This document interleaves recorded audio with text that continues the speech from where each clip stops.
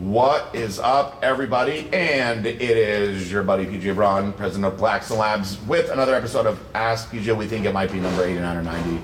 Doesn't really matter, I guess, at this point. But I have a very special guest. You all know her as Muscle Bombshell. Do you want to tell everybody what your actual name is? My actual name is Laura. Do you like being called Laura?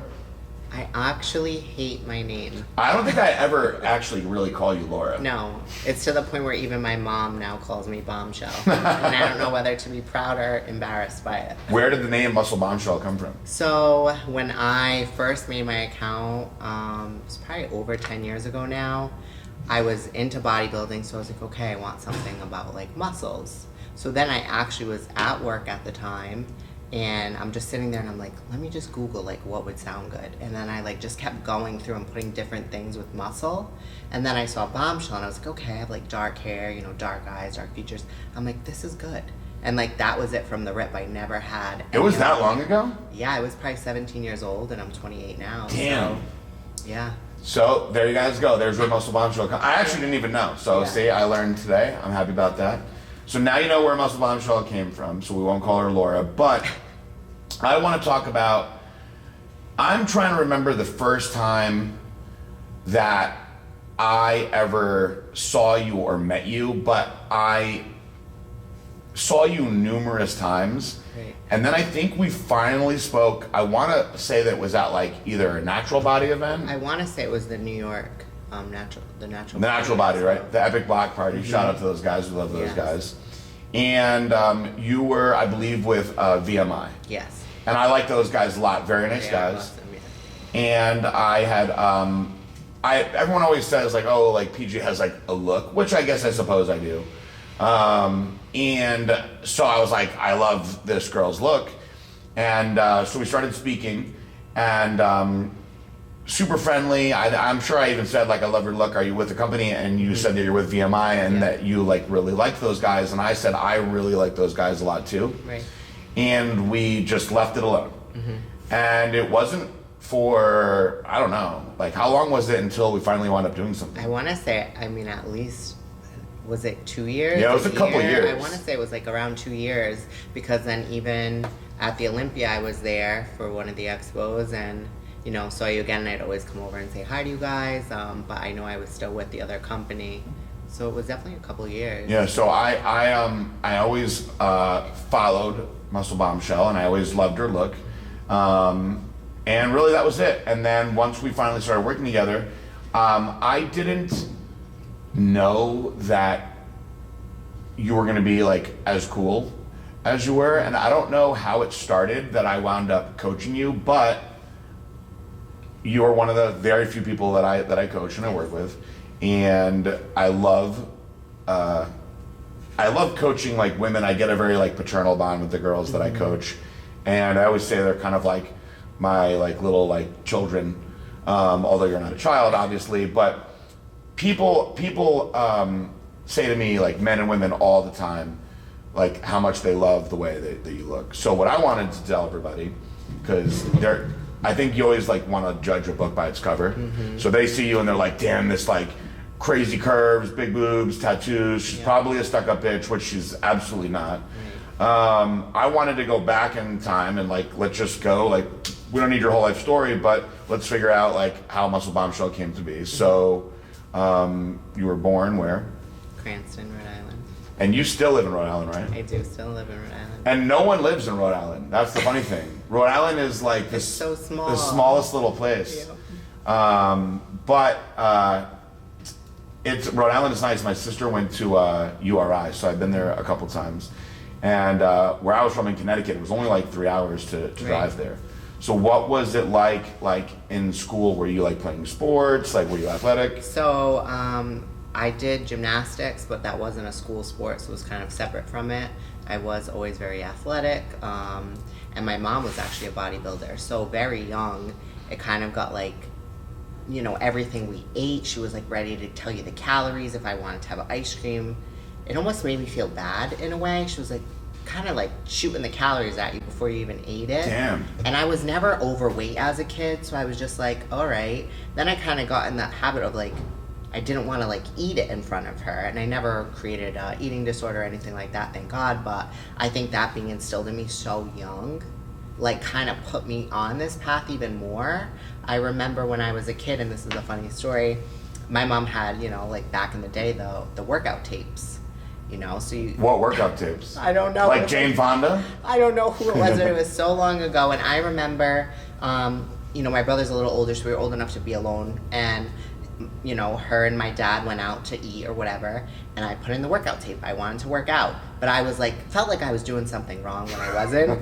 And how old were you at this point? I don't know, probably not even 10. That's hilarious. And so I put the workout tape in, and I'm like doing, you know, abs or whatever it is. And next thing you know, I hear them coming home. You would have thought I had porn on the TV. I shut it off so quick. I was like, oh my God. She's like, I don't know what was gonna happen. I shut it off so the TV's black, but you still can hear the workout coming through the speakers. And they just looked at me and laughed, but I felt so embarrassed. And were they like proud though? Yeah, of course. It's like, do you remember that? I always like, I love to like bring up these things that most people that are younger than me don't remember, but there was this old like anti-drug commercial, and the kid's dad was like a drug addict. Okay. And he goes into the kid's room and he finds the box of the kid's drugs. And the kid looks at his dad and he goes, I learned it from watching you, all right? And then the dad is like ashamed of himself. Oh, so like you learned it from watching, I want to know, like you should ask your mom when you go home. I'm going to bring that up because I want to know like if she remembers, and if so, like what was her reaction to it? Was there weights and stuff in it? No, it was just like, you know, like girls on the little mats. Like I don't even know if they had weights. It had to be like Jane Fonda like type work, like at home workouts. I feel like they had like those, you know, one pieces on with the legs underneath, something like that. It was an actual like VHS, like VCR. Yes, Hell yeah. VHS. That's the good stuff. That's like how I that's how I got into porn. You got into Jane Fonda workout videos. Stealing my grandpa's tapes. Hopefully he doesn't listen to this. So you're like 9 years old, you're doing Jane Fonda at home workout tapes. So I want to talk about your mom for a second, because like I find this to be like awesome, but at the same time, I also think it's like very unique. So was your mom, before you would eat, just letting you know how many calories it was so you could learn, or was she kind of like doing it in a way where like she was letting you know this is bad? I don't know. See, that's the thing. I never think it was a malicious thing because she's just the nicest lady in the world. I think it was more to like educate. And maybe because she saw me kind of already taking up these interests, like we'd watch a show together, the whole family, every Thursday night, and I'd be doing abs and crunches, you know, on the floor, like put my feet under the couch and just do crunches. So I think she already kind of knew I was into that stuff. So I think she was kind of just like trying to, you know, give me a little knowledge. So she was helping? Yeah, because she didn't really do it to my brother, so. Okay. So she wasn't being like, you know, that's 400 calories. Yeah, maybe she didn't want a fat kid, like I don't really know the truth here, but no. But she would like, yeah, it wasn't in like a demeaning way or anything like that. So I wasn't trying to put your mom on the spot.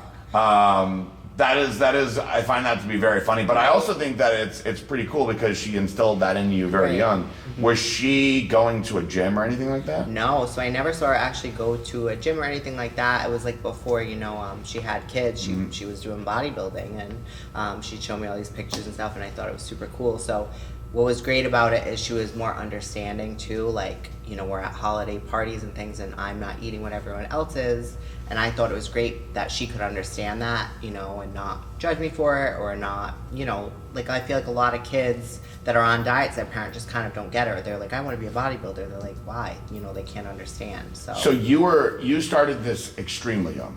I was like 16, 17. And when you were eating clean, were you just doing like the at-home workout stuff, or were you actually working out? No, I was working out. So I joined Planet Fitness. Oh, Planet Fitness. That was my first gym, and I was there for the Tootsie Rolls. No, I'm just kidding. But that was the first gym. It was just like, you know, a convenience thing, super easy. I didn't know much, and I just wanted to get into it.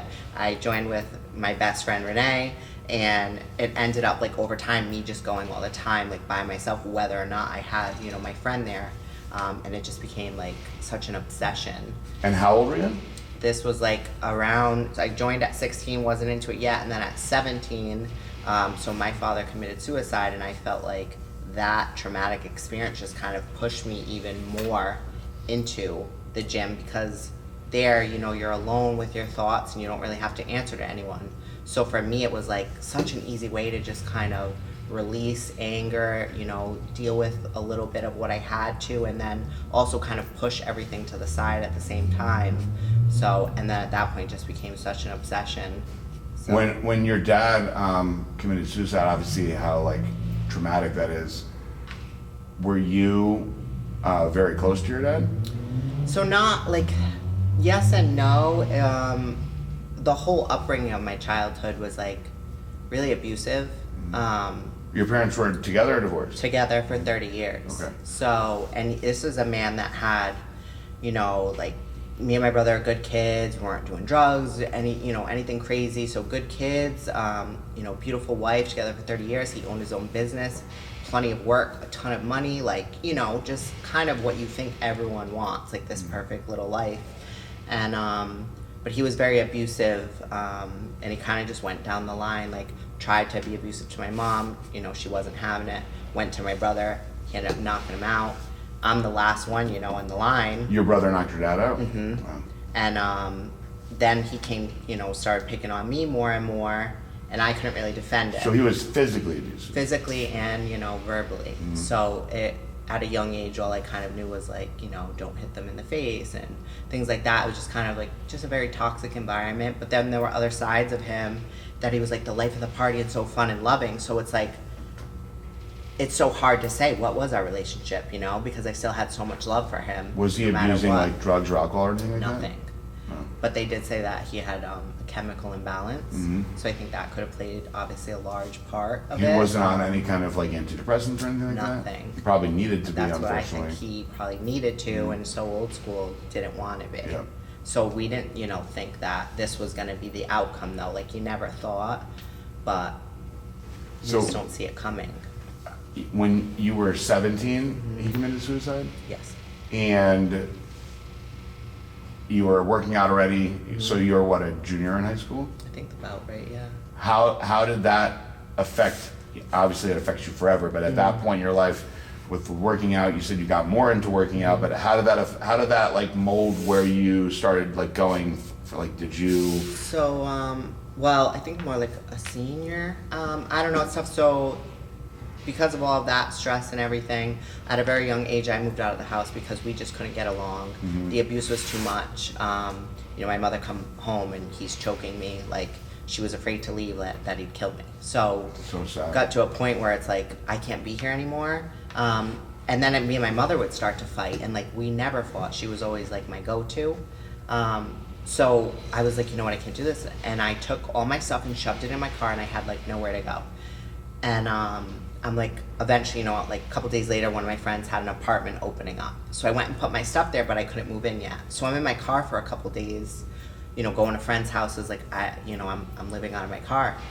And he saw me pulled into a parking lot down the street, like getting shoes out of my trunk, and he like, it probably broke his heart. So he's like, come home. Things will be different. So I go home, nothing was different. A few days later, I'm right back out, pulling my mattress down the stairs, like I'm out for good. And at that point, I also was in a AEP, it's called. It's a self-taught school. So you put yourself into the school and they give you packets of work like this, and it's your whole senior year in a packet.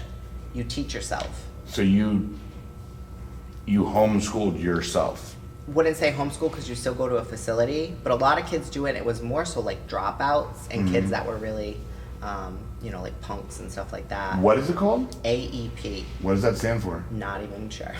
And so is it like the equivalent of a GED? So I still walked with my class. Oh, you still But walked it with was the class. up to you how quickly you finish. So you could finish your senior year in the normal time everyone else does. You could finish in a month. I finished it in like 1.5 months. I finished my senior year. I just got in there, focused, and then finished. And then I had all this free time.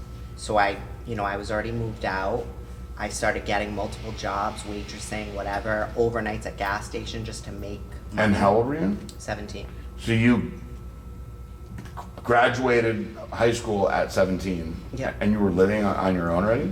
I already had a car and a house and just on my own. And how were you paying for it? Like you I worked like anywhere from 3 to 5 jobs. what jobs were you working? So I was working 3 different waitressing jobs, and then I would take overnight at Shell gas station, like literally any job, you Jeez. know, that I could do. Because I was just like, I'm not gonna move back home. And even when I did live home, it was never like handouts and stuff like that. Like we were very well off and still are, but you know, we were like taught to earn our money. So, you know, I just was like, you know what, I'm not going back. And then, you know, after a few months, you know, or maybe even a year of being on my own, he had done that. So I was like kind of pissed. Like, did I short my time with him? You know, but if I was home, it would have been terrible. So it just... What a crazy, like, amazing story that... It's amazing, like, having different guests on when you hear, like, what got people into, like, working out or what molded them, but some of these stories that I've heard over the years are traumatic. Like, this is a story that many people that would play the victim card would turn to like drugs or falling apart or doing nothing, and you instead were working more and more and more, already training hard. I mean, the fact that you graduated that young, working all these jobs, is pretty like mind-blowing. It's extremely inspiring. Like I'm sure that there's so many people that would probably never assume anything like that. I think a lot of people too, like, have lost so many people to suicide, and I feel like now with the social media and the news, you hear about it more often. But I felt like when I lost my dad, it wasn't as common or as commonly talked about. So I've been like a long time, like Father's Day and stuff like that, I'm like, oh, do I like out this to my followers? But I always would like sit and think about it. I'm like, I'm gonna do it, I'm gonna write it, or and I would just never do it. So I'm happy that, you know, this is now kind of something that, you know, the followers can know. So you never actually put this out on social media? No. Damn. Because I didn't want, one, I feel like no one ever knows how to comfort that situation when you tell them. And I also didn't want it to be like, oh, attention, look at me. But I also, the reason I do want it out there is because so many people have lost, you know, loved ones to suicide. So, like, I want them to see that it's okay. And, you know, the fact that you touched on the chemical imbalance, you know, depression, there's a lot of old school people that just don't even believe in that. Right. Like, for instance, somebody like my grandfather, for instance, like that generation believes that everything is like in your mind, you can fix it all. Right. You just have to be on the right plan, whatever. And when you have a chemical imbalance like that, if the person doesn't understand, it's almost not even worth trying to explain it. Right. And to hear this, it's obviously like heartbreaking. Right. And it's such an overwhelming story that I even though it's such a sad and heartbreaking story, I am very appreciative that you wanted to talk about it on the show, because I didn't expect that. Right. So it's not something that I think that it's an odd thing to say thank you for sharing, Right. but at the same time, I think that there's a lot of people that can really learn and benefit from something like this. I agree. And it means a lot that you put it out. I'm trying to not get all sad now, and it's I didn't think that we're going to talk about anything that would give me anxiety. I know. So, but it's you know, it's just so incredible that you had such a awful and traumatic experience and did so many positive things after that. And so I would rather go now from this trauma that you went through. How long was it after that you decided that you were gonna like really like get serious with your lifting? Because I think that most people, if they followed you for a long time, know that you were very muscular at one point. So you obviously decided, I'm gonna compete. So how did you go from all that trauma, working 3 to 5 jobs, all this, to then saying, okay, now I'm gonna compete? Yeah, so my first show, it came pretty quickly, like, into my journey. When I first started, I was very small, you know, I guess. Like, I was 117 pounds, actually, when I did my first show. How lean were you normal?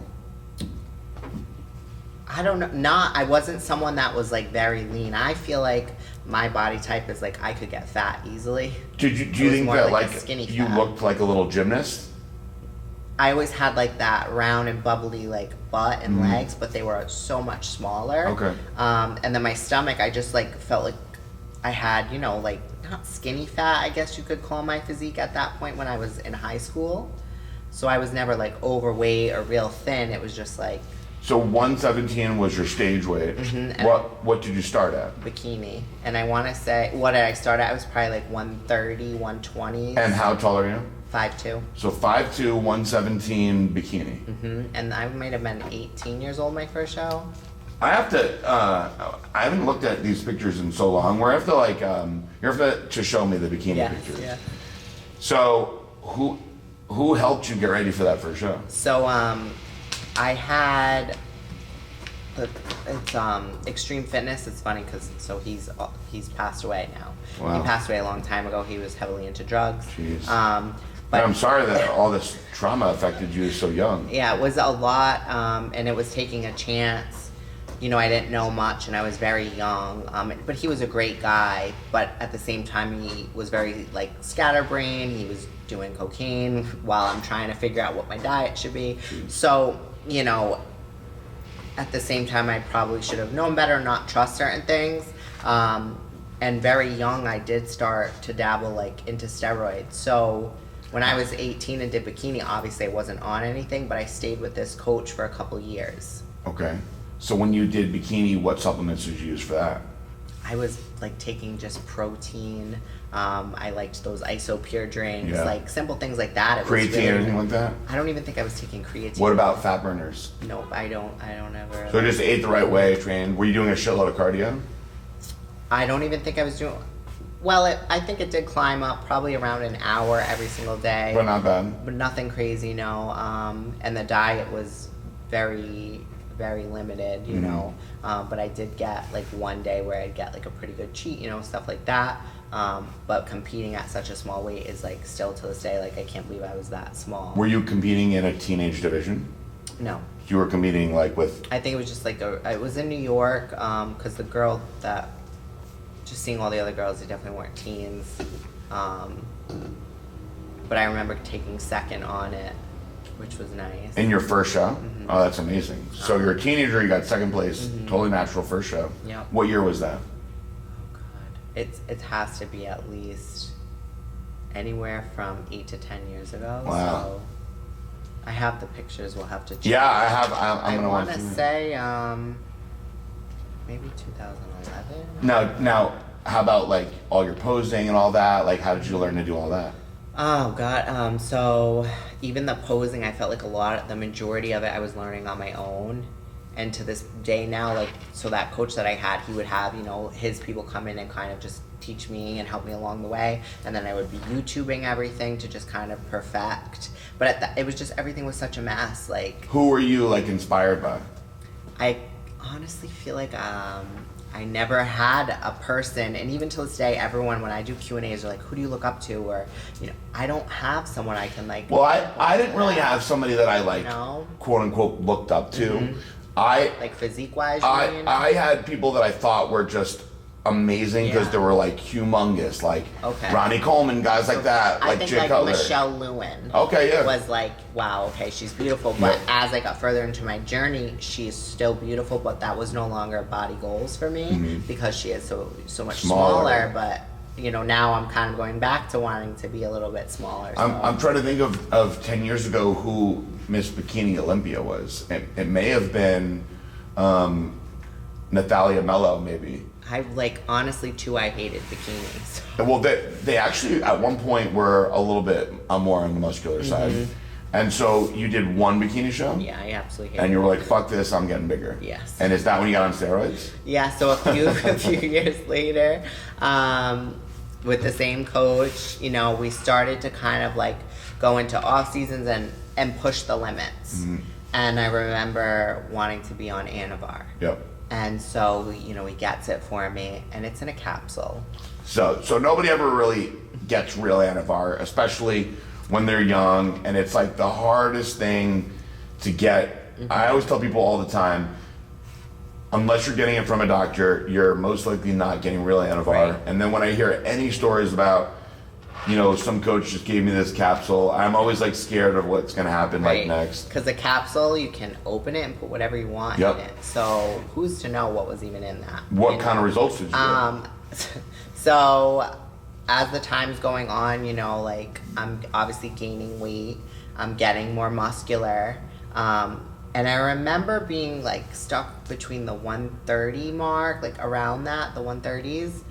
And I remember my coach telling me like, we're not cutting you until you hit 140. And I'm like, okay. Damn. So so I'm like, all right. So I just remember being very red all the time, breaking out. Like this was not Anavar. No. It was not. And it got to a point where one of, my good friends who's like family to me, I talked to him and he was like, okay, like what's going on? He's like, your voice is changing. He's like, you're like, what do you want? Breaking out. Mm-hmm. So we were like, okay, like we cut all that off. I think I was on some injectables too. It might have been Primo or MPP. Who was giving you the injections, yourself? The coach. So he was just giving you shots? Yeah. What's incredible is I worked with, years ago, Ariella Palumbo. Mm-hmm. And she wound up being, in my opinion, one of the most impressive, as far as potential, athletes. She wound up, stopping young. She wound up getting married. But when she came to me, she was like, my coach has been giving me shots and this and that. And she was like, people said that, you're the guy to talk to. And she had like hair coming out. Skin was so bad, and it was the same thing, just giving her injections, and it was incredible because she was so good that it made me so upset. I know her that like is just insane. Somebody would do that to a poor girl, like the way that this and someone like for her has just such great genetics, you can already tell. So she didn't need much, but the fact that these coaches push you to these limits you should have never been pushed to. It's kind of sad, but she's still such a beautiful girl. Yeah. So I feel like we're very lucky that it didn't get pushed so far that it couldn't be reversed or, things like that. So I'm happy it was caught very early on. It's amazing that you were that young doing that already, because a lot of girls are scared. Yeah. So you had no fear.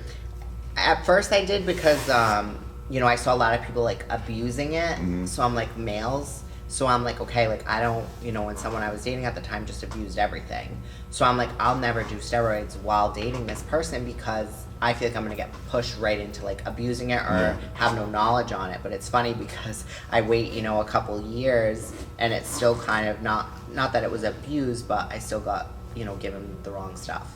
So you're training for this figure show. You're trying to get up to 140. Yep. You're taking what was supposed to be Anavar and Primo. God only knows what it all really was.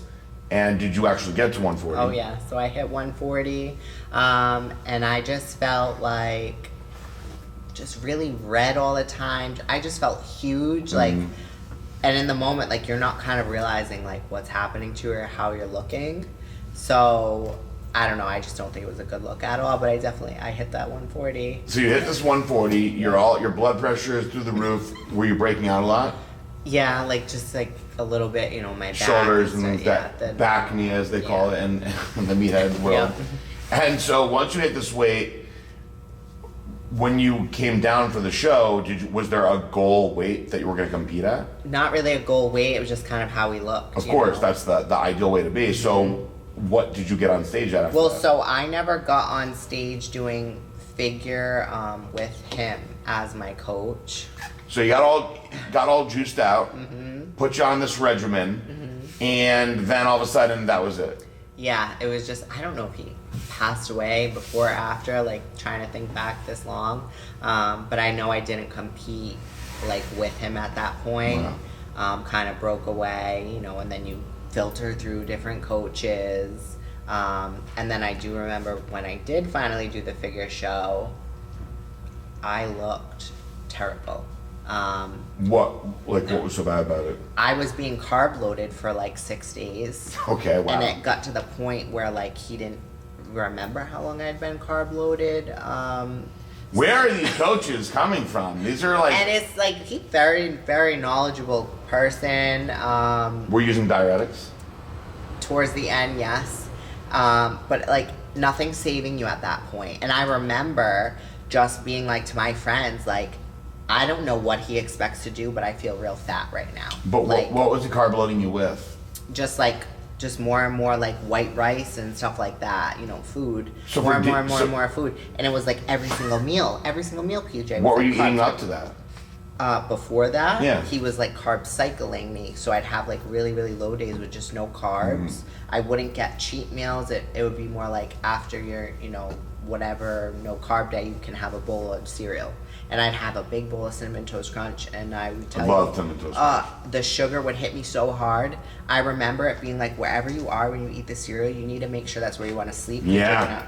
And I would like fall asleep quick for 10 minutes and wake up like, what the fuck just happened? Like, if only you had that glycolog back then. Yeah, right? That's what I needed. But then I don't know what the hell happened. Were you having it with regular milk too? I think it was like almond milk. Okay, so at least you had the almond milk. Yeah. How much cereal were you eating? Big fucking bowl. Like out of a box, what would you say? Maybe at least half the box. So you're carb cycling. He would say, like, he would be like, you know, because I'd have like 3 or 4 days in a row, like no carbs. Yep. And then like, you know, the fourth day you get a box of fucking I'd Cinnamon have Toast like Crunch. a low, moderate, and high days. So they would just kind of filter through, and then on like the third day I had to send in weight, stuff like this. And I was like really fucking shredded. Yeah. You know, so like I have some of those videos and way back, and like when I tell you, it was just look peeled. So I'm like, okay, this is good. And then we get like 6 days out, and he just fucking blows it. And when you were carb loading 6 days out, it was all just white rice? White rice, I want to say white or red potatoes, Yep. stuff like that. It was never any like, I don't know, honey and stuff. But So you went from being peeled to what happened by the time you got on stage? I mean, saying a water buffalo is definitely like over exaggerating, but that's what I felt like, going from like shredded and tight to like just feeling like this huge layer was now over my abs. I was so upset. Like, I didn't want to get on that stage. But you did. And I did, and I felt so embarrassed. And when I tell you, like, because I felt so big, but still kind of full in a way. So, like, I look like a fucking bodybuilder up there. I have to show you those comparisons because people, like, I got out there, and they were just, like, people in the crowd were like, whoa, like, what the fuck? Like, this girl, like, I'm just towering over. My coach is like, he wouldn't let me pump up. He's like, you need to pose down, because I just look fucking huge up there. How many girls were there? It was a big lineup. Yeah. What show was that? This one was in Boston, I want to say. So it was like maybe New England or the something Cutler? like that, yeah. I think it was New England. Could be the New England, yeah. But I was just like, I have the lineup, and I'll show you before I go. But like, even like just my back, he was like posed down, and I was like, fuck you. Like at that point, I just didn't care. So I was just like really flaring my back. Like, you know what I mean? Because How much bigger were you than everyone else? PJ, it looked like it was bikini girls next to a bodybuilder. It was just absurd. It really was. Like, and at the same time, I was so embarrassed to be up there like that because all the girls too kept coming up to me and they were like, "Oh, are you in Physique?" And I'm like, "No." Oh my god. They're tanning me. They're like, "Women's Physique, right?" I'm like, "Figure." Like, fuck, you know. Did you think to yourself like maybe I should just switch classes now? I wouldn't have even known how to do that posing. Like, I didn't even think about it after the show. I was like, okay, if I ever want to compete again, it has to be Physique. Because I was just getting really big, really fast. And was that the last time you did compete? Yes. So you went bikini and then into figure. Yep. Got way too big. And obviously you had a bad experience. You walked off the stage, and did you just immediately fire this coach? Yeah, I don't even think he was still there. His girl was in What a the show, douche. and his girl was in my, the class. Like, she did bikini and figure. She crossed over from bikini to figure in the same made show? Literally no sense. I don't understand how this could happen. So I don't know too. Like, did you want to sabotage? Like, and then he would tell people like, "Oh, she just wasn't a hard worker," and it's like, dude, she was fucking peeled. Like, you ruined it. You know? He's like, "Oh, what day are we on for carb loading? Like 3?" I'm like 6. What a douchebag. Is this guy still coaching? I don't know. Probably. I hope not. I hate hearing these stories like this. There are so many, and look, there's bad clients too, but there are some very bad coaches. Right. And people ask me all the time like who good coaches are, and the reason I only say a couple of people like Jen Strobo, and there are teams that have very good coaches. Right. We have girls on our team that are great coaches, and it's very hard for me to say like confidently who people should go to. Right. because if I don't know truly what they're doing, I don't want them to get in a situation like this, because you work so hard to have like the person not even be there, putting you in the wrong class. I mean, after all that hard work, money, time. And it made me so upset. Like, so, you know, from 16, 17 years old, like I started a diet, and no exaggeration, I never came off a diet. So just keep going and going. I don't think it was till, so I'm 28 now. I want to say the last 2 years is the first time in my life that I've actually enjoyed life. Wow. I've allowed myself to like, have things here and there. Not saying, I didn't fuck up before on my diet, but I was so regimented. It was like, I still like to this day, if I don't know how much water I drink, like, and I don't pour it out of the gallon, I lose my mind. Wow. Like, so you're a true meathead. Yeah. But it's like, feels really nice to break away and still maintain a nice physique and go out to dinner and enjoy things, with my boyfriend and not freak out about it, That's balance. Yes. And that's a major issue that so many people that get into competing, what happens is they either develop eating disorders, Right. or they have eating disorders, they use the competing to control, Right. and they spiral all over the place. Well, we're not going to get into me starting to coach you yet, but I have seen so many sad cases, and I actually even still work with a couple of girls that have major issues with food. Yeah. And it's so hard for them to just go and eat some food. Right. And I have to be like, please go eat whatever you want, or don't worry about weighing it. You know, going to a restaurant and being like, excuse me, how many ounces is this? I used to put my scale in my purse. I know. I would just bring it right to the restaurant, And then I learned to tell them that I had a dairy allergy, even though I don't, because if you say you have a dairy allergy, they're not going to put butter and all this shit on your food. So I was doing a lot of that. I waitress. I'd keep plastic bags of chicken and green beans in my apron. Wow. Like, it was just out of control, and I started to develop, like, I wanted to binge eat, and like, if you told me I could have a cheat meal, I would have to finish every last bite.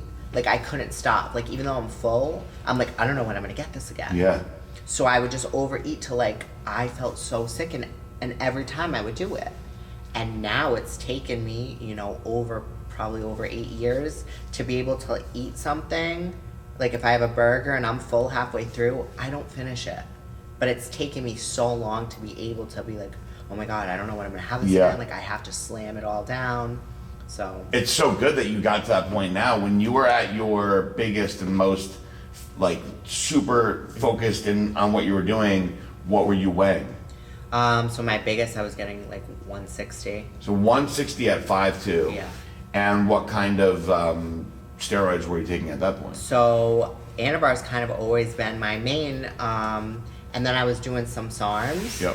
And I remember, like, right before that, I tried NPP. And we were trying to do, like, half a cc, like, 3 days a week. And was it 100 milligrams per cc? I'm not sure. Probably. So you were doing... I never do my own injections, so at the time, whoever I'm dating. So whoever dating was just giving you what you hoped was NPP. I would get it from a reliable... This is nandrolone phenylpropionate, by the way, guys. I would get essentially it a fast-acting DECA, basically. Right. So I would get it from someone very trusted, but then, I couldn't give myself the shot, so I don't know. Why, you were just scared? Yeah, I just can't. Okay. I can't do it. But I remember we were like, okay, we'll do 3 times a week, and I started getting big so fast. So 50 milligrams basically 3 times a week, which is actually a lot. Yes. So I got fucking huge. So then we dropped it down, and we kept dropping it down. What kind of side effects? Really no side effects, just I was putting on weight so fast. Yeah. And it was like just too much.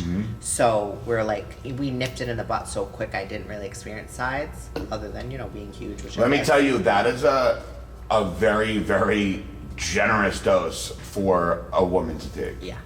So when you were putting on all the sides, was it very watery, or were you just getting big and strong? I'm sure there was a bit of water retention, but I was big, very strong. And then we kept slowly backing it down. I don't think I was on it for more than a month. Okay, but in a month you did a lot. Yeah. But we right away after the first week, we backed it down to 2, and then 1 time a week, and then we're like, okay, this is not for you. Like, too big. My genetics, I can grow very quick. Yeah. So we're like, okay, no. And then Primo, and maybe Mastron was like dabble with, but I've never done anything other than those compounds. But did you actually ever know the true amounts that you were doing? Probably when they give me what I'm supposed to be doing at the time, yeah, they would tell me the true amounts, but I can't recall, at this time. Were you doing like Mastron and Primo at the same time? No. No. So I it was would one or the never other. do like multiple injections at once or injectables, and I would probably do like an injectable and an oral. And my oral would always be like Anavar.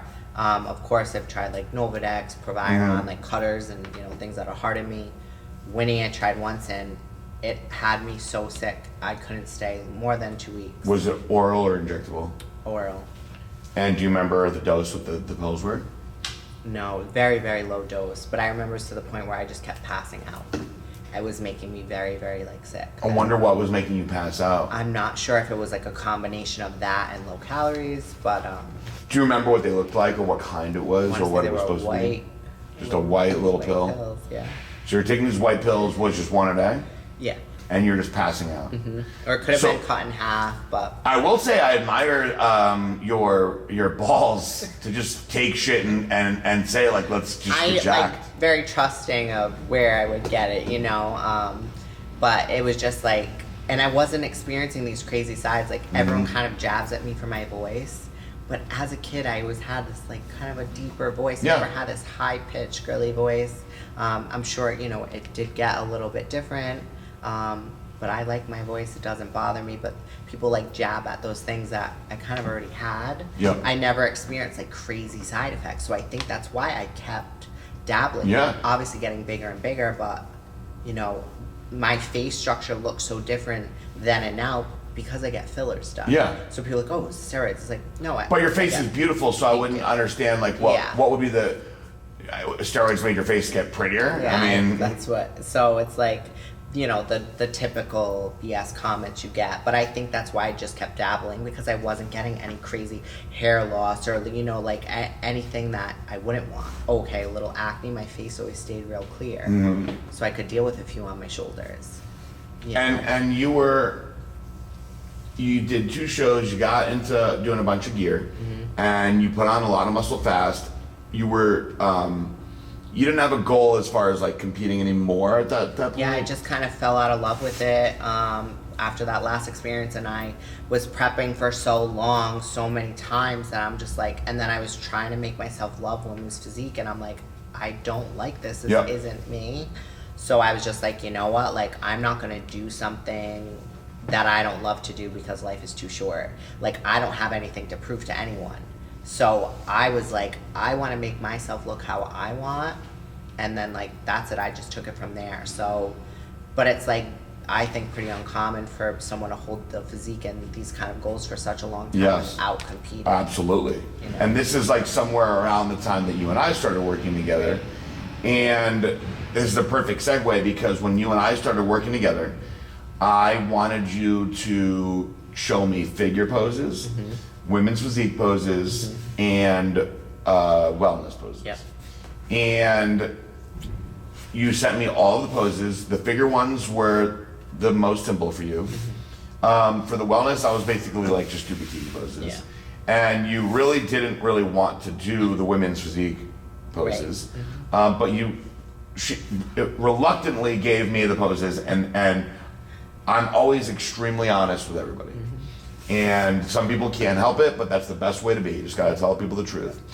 I said to you, there is actually no class that you will fit in. Right. And I said, the only thing that I could see you doing is getting on a bunch of gear and just getting fucking huge and being a bodybuilder. Right. And if that is what you want to do, I will help you go in that direction. But if that is not what you want to do, figure you're already too big for it. Right. You could try to come down structurally, it would be difficult. Also, because you already had large boobs, your proportions were going to be taken kind of, it would be difficult. Right. Now I was like, it's possible that if you just completely gave up upper body training altogether, that you could potentially do wellness. You'd have to get completely like clean. Right. And I said, it comes down to now, like, where do you think you want to go? Because I really don't think you fit in any class. Right.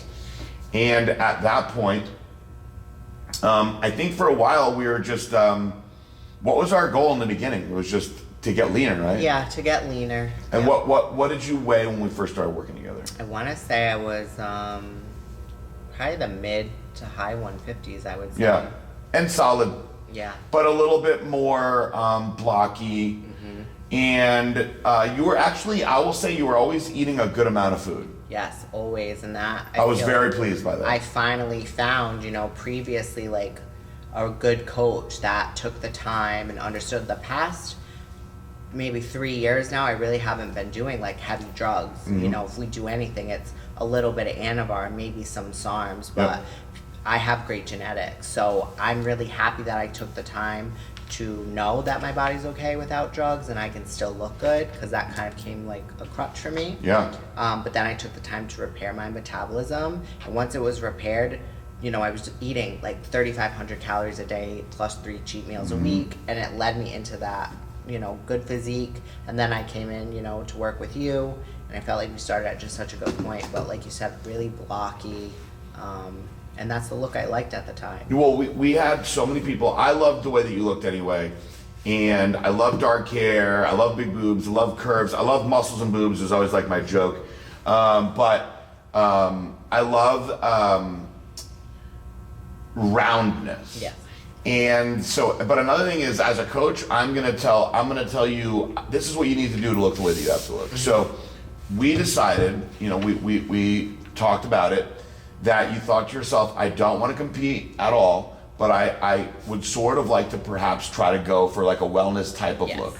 But basically what the plan was, I think your exact words were, I want to get my legs fucking huge. Yeah. I don't want my upper body to be any bigger. Right. And at the time, your upper body was pretty jacked. Yes, very big. You have very just round arms and shoulders. Yeah. And so I was like, all right, well, let's put together a plan to try to get your legs as big as possible. Right. And how long has it been now? It's been a little while. It's been, I would say, at least 8 months. Yeah. Maybe less. I don't know when we really I feel like actually the first half of the year we were just kind of focused on like leaning and figuring out my goal. Yep. So I wouldn't say it's actually that long, because now I feel like these past few months is really where I'm like, okay, this is what I want. So. Well, the big thing was, the first thing I wanted to do was, I was like, let's get lean first. Yes. So we got down to, do you remember what your lowest weight was? I have it all written down. Yeah, so we got you pretty lean. And you looked awesome. And at that point, we kind of decided, first of all, it was difficult because she was sending her check-ins in figure check-ins. Yeah. And I was like, you still look so damn jacked. And so then it was brutally hard for me to get you to do the wellness poses. I went through the same thing with Jenny Geary, where it's funny because I'm friends with you guys to say, like, these meathead girls don't want to do these like girly, like cute poses, but I'm like, you're so beautiful, and people are looking at you and they're like, damn, this girl's so hot, how could she not be girly? And it's so funny to me. And so I made you get in an online session with Jen Strovo, just so you could learn how to do it a little bit. And you send your check-ins to me. And I was like, holy fucking shit. It's like night and day. I took a screen cap of one of your last ones, I put it next to it, and then I sent it to you, and I was like, that's freaking amazing. And I was actually really, really proud, because once I saw you stand the certain way that I wanted you to stand, I was like, actually, your upper body is way smaller, right, and your legs are way bigger. And now I'm like, okay, now I see like what we need to really focus on the most. And where we are now, you have a very round butt, very big quads. Your upper body is still big. Your core is tight. But you have told me, you're like, I kind of like being bigger. So like, what is your, to fast forward through all of the things that you've gone through in your life, like the next few years, like what do you want to do with your physique? Like, what are your goals? So I think being bigger is a mental thing, because we all feel like we're not good enough for our best, and obviously when you're big, full, and hard, you know, getting good pumps, it's just a good feeling. And this feeling now, not doing upper body is different for me and uncomfortable, but my goal is still to continue to shrink my upper just a little bit, tighten it up. I always want to keep my core as tight as I can, and I've noticed my stomach is definitely getting more of that curvy look, which I like. And then again, I just want my legs and my butt to just be huge, you know, so still want to keep targeting that wellness look. Now, with your following has grown, and the different, obviously you're gonna have a lot of male followers. As your physique has changed, what's been the response from the guys that are following you? I notice now I get less hate. Okay. Now that I'm not, you know, I get a little bit, of course, but I think it's more positive and people that just like my look now. I think when I was doing the more hardcore look, there was just people had a lot to say. So I think they're enjoying it, and they never like get shredded or compete again. Like they definitely support and like what I'm doing. And you have a very beautiful and unique look anyway. So you're gonna have a lot of men are gonna be following you no matter what. But I've always said we have a lot of women that are like, I love the way that she looks, which is awesome. So now there is a phenomenon going on in not just the fitness industry, really in the world, of OnlyFans. Yes. Everyone's got an OnlyFans now. Everyone's doing different things. You told me that you were like, I think I'm going to do an OnlyFans. And pretty much everyone at this point is asking me my opinion on OnlyFans, and it is what you want to make of it, right?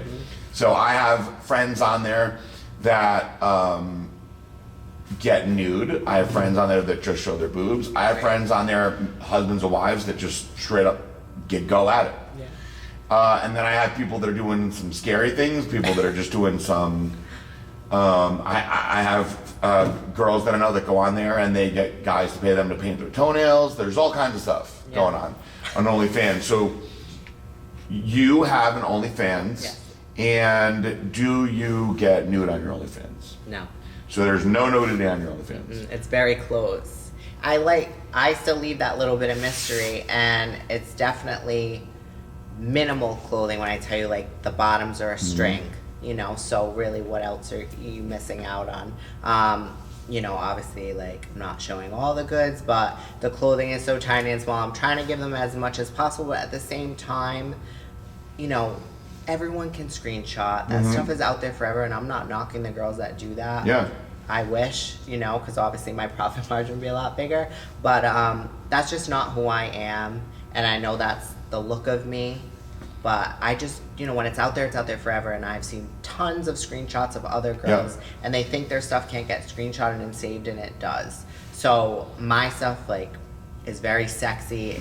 You know, it's a ton of different outfits, and now we're working on, like, theme ideas. But it's content that you're not going to see on Instagram, and I promise that. It's the photo shoots, it's behind the scenes. And we're taking the time to go to different places now and have these outfits, little schoolgirl, whatever, you know, and put. Are you getting like requests for certain looks? Like, we really want to see you like this. No, but I'm going to put it out there that they can start to request, because we do want to do that theme stuff. And people love the, you know, the little schoolgirl outfits and stuff like that. Is that the one that you're getting the most? Right now, yeah. That's so like interesting. I'm into that the least. Yes. It's like, I think it's just because it's like the tiniest cover here, and then it's just a string covering. But do you think that it's also like...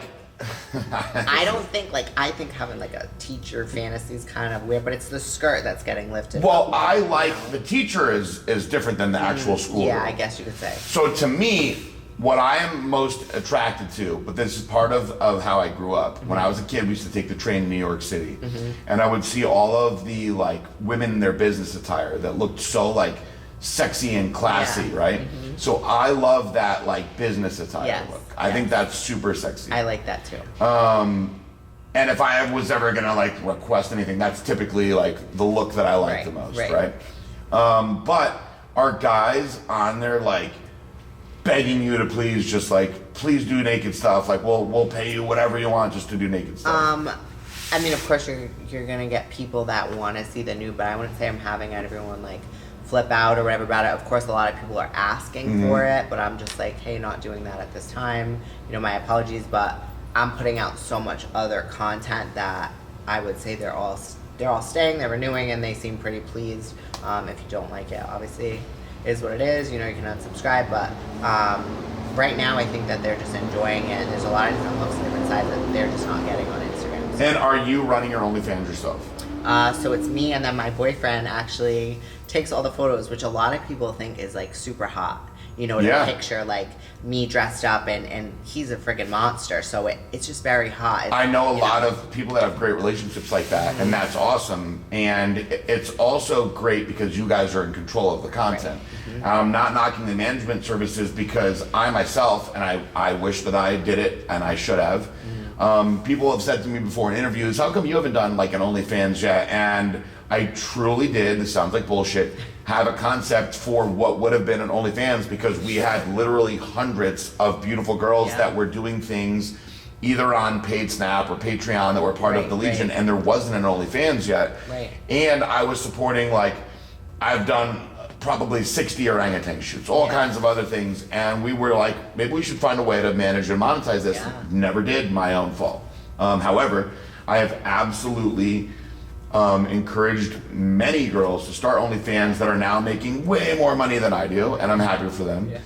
And I have friends, and Blackstone has some athletes that are some of the biggest producers on OnlyFans. So it's cool to see. I mean, I there's a bunch of people that I follow on OnlyFans. I haven't been able to get on there as much lately, just my schedule's been crazy.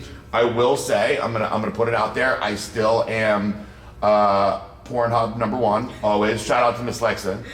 As far as like amateur, she's actually on OnlyFans also. So a lot of people will know who Miss Lexa is because she's the girl who never shows her face, right? Right. And she started that. It was such a smart idea. She was like, I'm a school teacher, I like my job, so I'm not gonna show my face.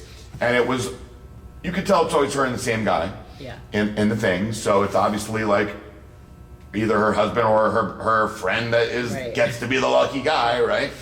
And I started watching her because she had a very unique, like fitnessy type shape. She had a strong core, very round legs, but really, really like very round. Like she had the roundness like you had. And I will admit, like I probably have watched like every single fucking scene that she had on Pornhub. And in my mind, I was like, I am dying to see her face. But I was also like, if her face is ugly, what would happen? If her face is beautiful, what would happen? And I think that there's so many people that thought that, that now it's like, I don't know, she could probably like never show her face because this particular girl has like, I don't want to exaggerate, but she has like, I'm not kidding, like 300 million views on Pornhub. She is like the most viewed amateur adult star ever. And it's all happened in the past like few years. And so now she is on OnlyFans doing the same type of stuff. I actually follow her on OnlyFans. And one thing that made me respect the fuck out of her, and I will also say that I consider her a friend, is I reached out to her one day, she responded back, we started chatting, and I realized I actually was talking to her. And I was like, so you don't have like a management service? Because she's a big deal. How does she? Another person that I'm going to throw out there, because I'm very proud of her and she's my friend also, is Claudia Stevens. Runs all her own shit. She's a very, very alpha female, I will say. And she's like, no, I run my own shit. That's awesome. And I'm not discrediting anybody that has management services, but one thing that Miss Lexa said to me was, people want to be able to talk to me and say what they have to say to me. I don't feel comfortable having somebody else pretending to be me. And I will say this, I am by no means a big deal like somebody on OnlyFans. But with the amount of people that we have in the Legion, right? There's literally, I believe, like 5,000 people in the Legion now. It's over 3,000. And I get DMs like crazy. Without exaggeration, I get over 1,000 DMs a day. It's impossible for me to answer them all. I do try to answer a lot. People have said to me many times, why don't you just like pay somebody to just answer all your DMs? And I can't do it because I would never feel okay with somebody thinking that they're talking to me. I know. And having it being somebody else. And so I'm not knocking that, Right. but I really respect people that are taking the time to fucking do that. Yeah. Because it's a lot of goddamn work. It's exhausting. So let's go through, we've talked about a lot, but I want to run through, so like, let's go through a typical day for you. Okay. Start to finish, like wake up, training, like any kind of content you're doing for OnlyFans, work, like morning till bed, what's your day? Okay, so wake up. Lately, I'm trying to switch like morning workouts more so because I feel more unmotivated when it gets later in the day. So do I. So wake up, have my first meal. If it's too early, I honestly will just go right to the gym, not even eat. So make my breakfast, and I always make sure like, so I'm traveling like about 40 minutes sometimes to get to my gym, depending like our schedule. Why so far? So we're going like from Mass to Rhode Island. Okay. Typically, if you know he is at certain jobs, then you know like I don't want to go to his. It's not his gym, our gym, but without him. I never thought I'd say this in my life, but there is a gym down there, General Fitness, and it is amazing, but it's almost intimidating. It's just like a ton of guys in there, whatever. So I don't want to go there without him. It's just too much for me. It's like a very like bodybuilder friendly Yeah, which is gym. great for motivation, Yep. but it's overwhelming the amount of equipment and things, and I don't know. I just feel like a piece of meat while I'm in there. Understandable. I'm just, like not into Yeah. it. So travel 40 minutes to get to my gym. I always bring meals 2 and 3 with me as well, just because of the travel time. My day is pretty lax, but honestly, a lot of it is spent just on my phone because I have so much that I feel like I'm managing on my phone. And what are you So- managing on your phone? So I have, you know, my Instagram and then my OnlyFans, posting stuff. Obviously, I always want to be in touch with all of the Blackstone Lab stuff that we have going on. Of course, we have other sponsors. Now I have he owns a roofing and construction company, so we have his Instagram, his Facebook. So we're trying to market that, post new content there, depending his jobs. I'm very into stocks right now, so I just feel like I'm always, and then, you know, doing a million things. Then I have all of my clients as well checking in on different days. Do you have a rotation? Like, what I mean by that is, so what I typically do is, well, I have my morning PG time that everyone ruins now anyway, right? And so I made a rule that I would not speak to anybody till 8 a.m., which I break that rule all the time, right? Once 8 a.m. starts, it's like go time with text messages and emails. But what I typically like to do is get my emails done first. Right. And then I start getting into all my text messages, and I try to go to the bottom first and Yes. work my way up. But I do have to go through for the most important stuff that's going on with work, right? So like when you start your like focus, Yep. so you try to get your workout out of the way first, Yes. which is like for all of us meatheads, you're like, okay, I got the most important part of my way. Right. If I don't do it, I'm gonna have anxiety later on about now a workout's gonna suck because all this work to do. Right. So you get that out of the way. What time is that usually done by? It can be anywhere from me getting up at 6 a.m. to 9 a.m. It's just that time frame depending on the day. And then how many hours are you answering DMs and messages and just like in a zone working on the phone? I feel like it's all day. Lately, I feel like it's really Like all day, are we affecting my talking like workouts. 4 o'clock, 5 o'clock, or like longer than that? like till I'm going to bed. And what time do you go to bed? Anywhere between 9 and 1 a.m. And so you have your clients, you're also coaching people. I coach people, yes. The ones very close to me that have been with me for a while have my phone number, which is fine, but many others are just through email, or some prefer to DM me, which is fine. I do really draw the line with that there, except for the very few that do have my number. They Yep. know they can contact me whenever. But I do really try and draw the line there You because have to. I don't want late check-ins. Nope. You know, I have other stuff going on if I'm traveling here, you know, this week for work. So I have late check-ins, I'm sorry, but you know, if you missed your day, like we're waiting a week. So I really do draw the line there.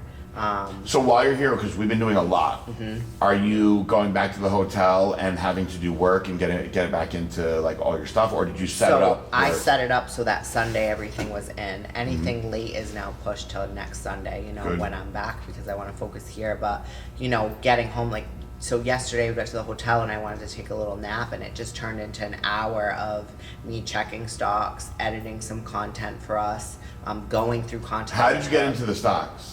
'Cause I just want to touch on that real quick. We did a lot of fitness stuff. Yeah, so My grandpa would be very proud. So first it started more like Bitcoin and crypto, of course. My brother's heavily into that. But he trades in a different way where you have bots make small trades for you all day long. Yep. So I got into that, and then one morning I woke up to liquidation, which means all of my money in that account is just gone. Within, an hour, I watched it just get wiped out. So, of course, that kind of makes your stomach turn. All the investment and money you made is now gone. So I kind of got turned off from the crypto. Then I started really, just out of nowhere researching the stocks. And now I've got so good at watching, which ones to buy, and I'm on all these different apps. Do you work with a financial advisor? No, but so there is one kid, Tyler Dreamcoin. He's a financial advisor. He doesn't actually invest. He's not allowed to with his job. I follow him heavily with his YouTube and all of his breakdowns.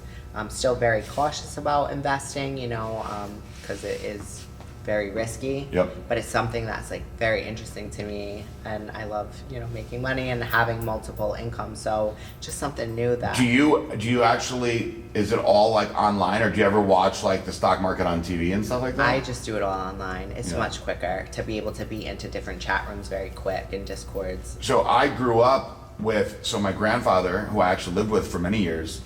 First of all, my grandfather was a brilliant man. He is an engineer. He helped design the Hubble Space Telescope, but he made, I'm not going to throw his numbers around, but he made such a tremendous living on the stock market that basically he had a certain amount that was drawn out every year that was not taxed, and he was able to support our whole family that every year.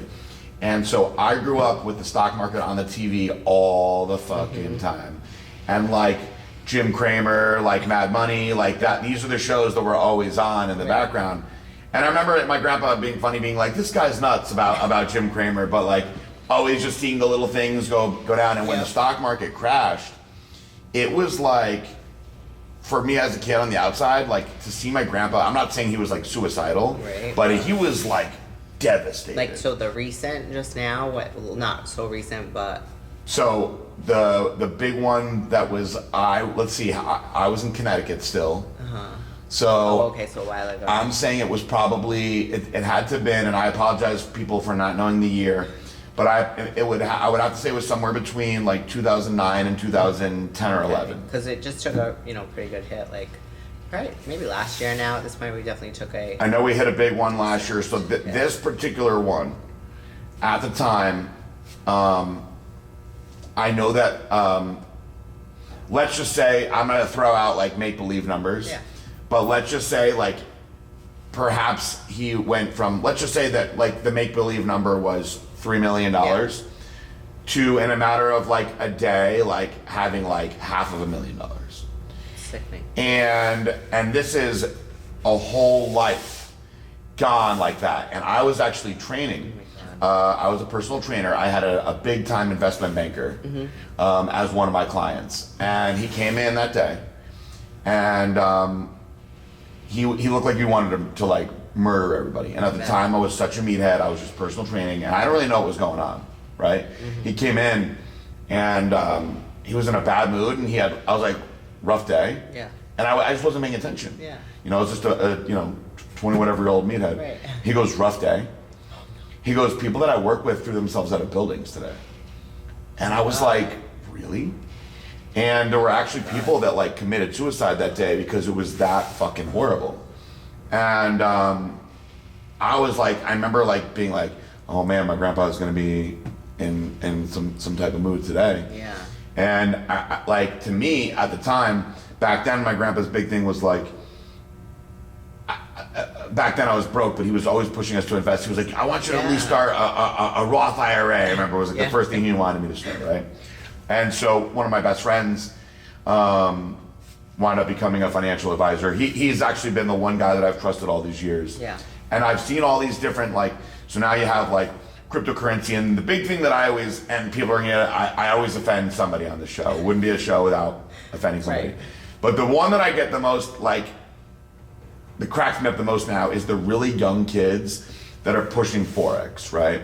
Right. And it's always this 22-year-old kid that's fuck college, Forex, I'm getting rich, and they're screen capping what they're doing.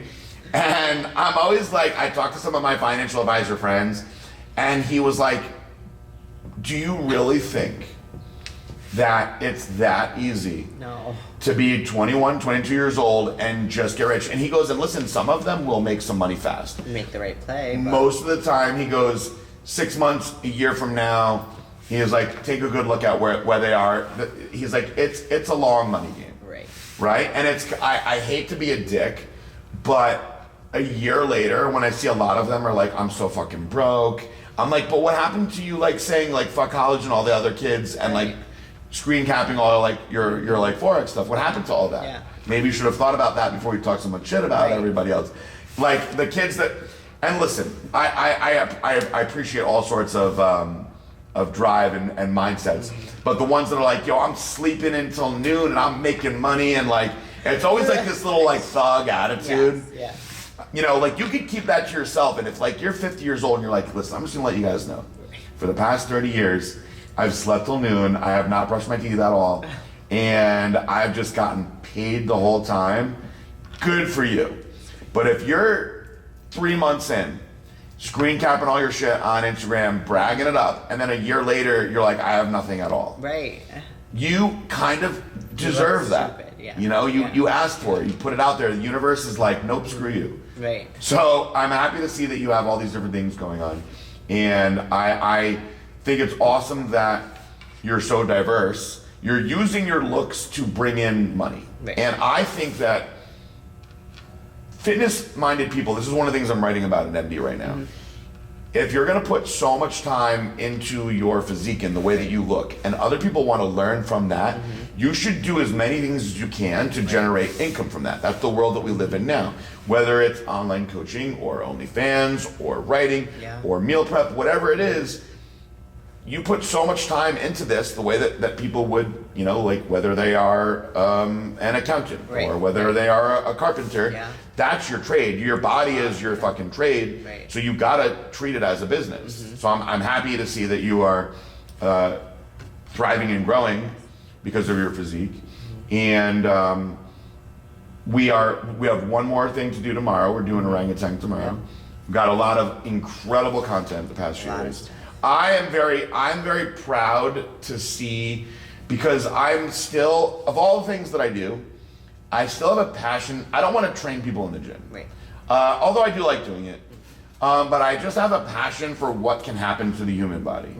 And whether it's you saying I want to be really, really skinny, or if it's you saying I want to get fucking huge, or if it's you saying like I want to learn what I can do to have whatever the look may be, I have a strong passion for coming up with the plan to get there. So from what you looked like a year ago when you came down till now, the difference is in real life, it's actually like very, very impressive, and it makes me very proud. And so I know you're putting in the work, and you're extremely easy to work with. I get one check-in a week. You are very meticulous with what you do. You're like a coach's dream come true. And I'm not to make the people upset that like will like text you all day long, but you, as a coach, I think it's important nowadays to make sure people have the standard set. When I was young, I never did that. So because of that, it caused a lot of issues with relationships where people would be like, yo, why are people messaging you at 3 in the morning? And I'm like, well, it's midnight in California. And they're like, yeah, but still. Like you can email me that, like, but I'm not gonna respond, you know, like if you, and I've never had someone text me that late, and like I said, very few, and it's only like female clients that I typically give my phone number to that I'm comfortable with. I just never want to cross that line where like male clients now have my phone number, and I have great male clients, you know, not saying anything bad, but I just never want to give the opportunity for a line to be crossed. Very smart. So female, yeah, sure, you know, go ahead, have my number, but I drew that line real quick because my schedule is just a little bit too crazy, I feel like, to have that start. Well, I'm very impressed with how regimented you are anyway, as far as your fitness goes, but you know, we haven't even spoken a lot about all the different things you have going on from a business standpoint, so I'm very impressed and proud to hear all this. I love having you with Blackstone Labs. I consider you a very good friend also. You're a very good person. Marissa adores you. You've also been very consistent with the way that you represent Blackstone Labs, which is the most important to me.